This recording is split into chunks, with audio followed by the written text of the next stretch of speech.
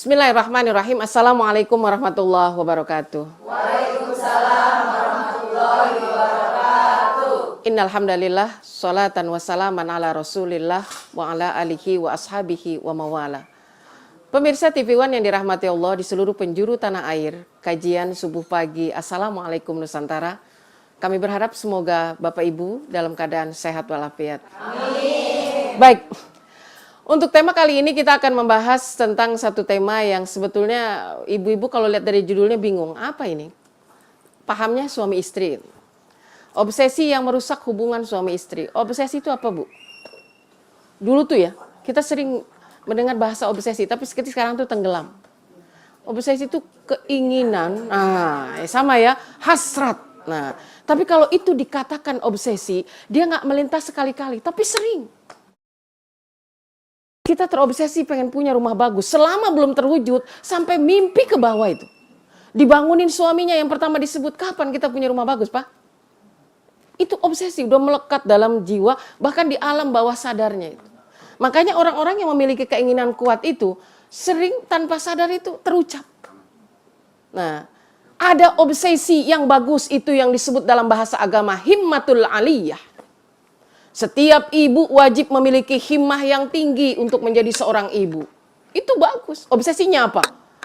Mencetak keluarga yang sakinah, kader-kader yang soleh-soleha. Itu obsesi yang bagus. Nah, ini yang kita mau bahas adalah obsesi yang merusak. Ada banyak ternyata. Karena kalau kita dipengaruhi oleh obsesi, sering kita itu tidak menerima realitas yang ada. Dia masih terobsesi istrinya cantik kayak dulu pertama sekali bertemu. Alamak, kayak apa kalau mimpi selalu mendambakan istri itu yang masih utuh. Dia bayangkan istrinya masih langsing seperti waktu pertama dia nikahi. Padahal sekarang udah langsung. Itulah obsesi. Ya, kenapa? Karena dia terobsesi kepada kecantikan yang tidak pernah pudar.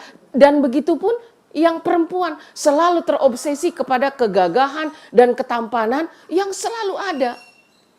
Dia nggak sadar padahal ini tuh dunia. Dunia ini panah. Dunia ini akan lenyap. Dunia itu nggak ada yang abadi. Hari ini, pagi ini kita berkumpul. Sesaat kemudian kita udah berpisah lagi. Melakukan hal yang lain lagi. Tapi kalau yang namanya obsesi bisa melumpuhkan kenyataan yang ada dan merusak tatanan yang wajib dan seharusnya dibangun dengan visi kebaikan. Yang pertama, obsesi syahwat yang tak pernah terkendali. Padahal sudah menikah. Nah, itulah muncul istilah yang sekarang ini. Bahkan dari dulu, rumput tetangga lebih hijau dari rumput sendiri. Padahal jarang dia menginjak rumput tetangga. Itu obsesi yang merusak.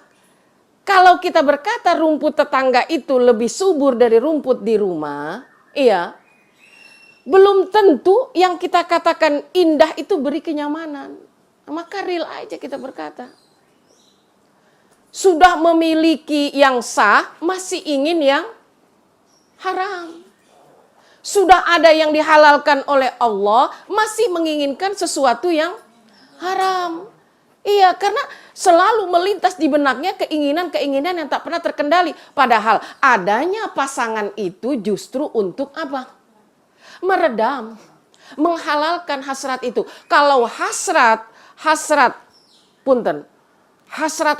yang sifatnya nafsu, saya mengatakannya sabu'iyah itu. Karena hewan itu yang hasratnya pindah ke betina yang satu, pindah ke betina yang lain, itu hanya milik hewan.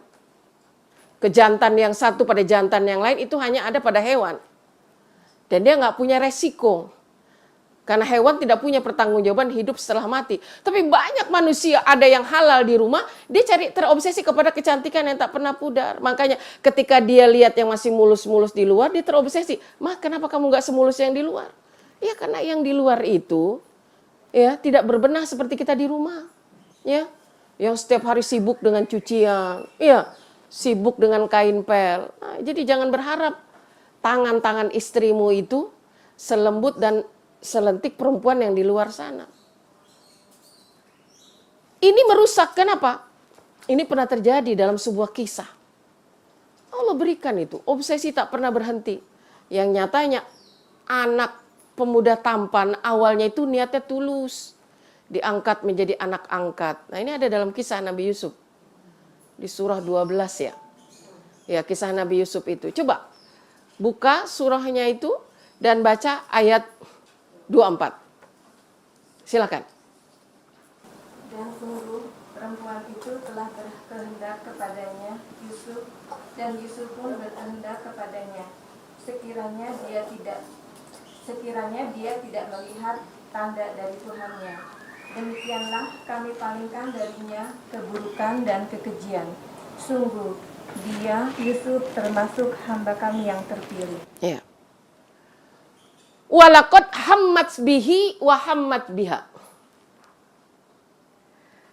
Jadi walaqad hammat bihi wa hamma biha. Jadi pernyataan ham di sini itu keinginan yang kuat.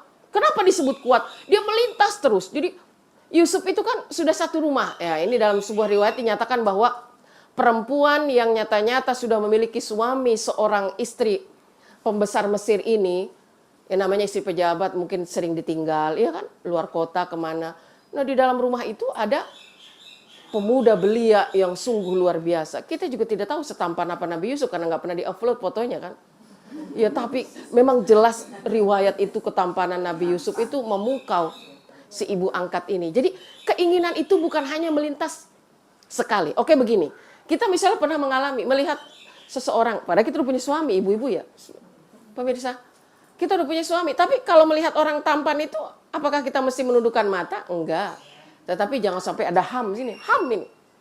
Keinginan kuat terulang lagi. Ini berbahaya. Seperti apa bahayanya? Nanti kita lanjut pada segmen berikutnya.